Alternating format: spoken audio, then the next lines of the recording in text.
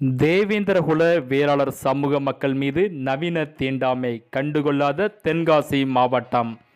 தென்காசி மாவட்டம் குணரமண்ணலூர் ஊராட்சி எல்லைக்கு உட்பட்ட ராமலிங்காபுரம் கிராமத்தில் தேவேந்திரகுல வேளாளர் மற்றும் நாடார் சமூகம் பெரும்பான்மையாக வாழ்கின்றனர். இந்த ஊர் தென்காசி டு திருநெல்வேலி நெடுஞ்சாலையில் அமைந்துள்ளது. இந்த நெடுஞ்சாலை ஆரம்ப காலத்தில் இருவழிச்சாலையாக இருந்த நிலையில் ராமலிங்கபுரம் பேருந்து நிறுத்தம் மட்டும் இருந்து வந்ததாக கூறப்படுகிறது. அதனை அடுத்து தென்காசி டு திருநெல்வேலி சாலை 4 வழிச்சாலையாக தரம் உயர்த்தி சாலையும் போடப்பட்ட நிலையில் ராமலிங்கபுரம் கிராமத்தில் 2 பேருந்து நிலையம் தற்போது நவீன தீண்டாமையால் அமைந்துள்ளது. ராமலிங்கபுரம் கிராமத்தில் நாடார் சமுதாயம் இருக்கின்ற நிலையில் அரசால் கட்டப்பட்ட பேருந்து நிலையம் தேவேந்திரகுல வேளாளர் சமூக மக்கள் இருக்கும் இடத்தில் அமைந்துள்ளது.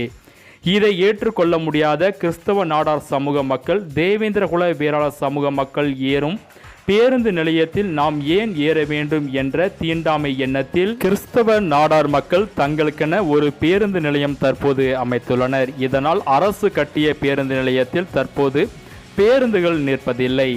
தனியார் கட்டிய பேருந்து நிலையத்தில் தற்போது பேருந்து நின்று செல்கிறது. இதனால் ராமலிங்கபுரம் தேவேந்திரகுல வேளாளர் சமூக மக்கள் மாவட்ட ஆட்சியரிடம் மனு கொடுத்தும் மாவட்ட நிர்வாகம் எந்த நடவடிக்கையும் எடுக்காத நிலையில் இன்று தேவேந்திரகுல வேளாளர் சமூக மக்கள் போராட்டத்தில் ஈடுபட்டுள்ளனர்.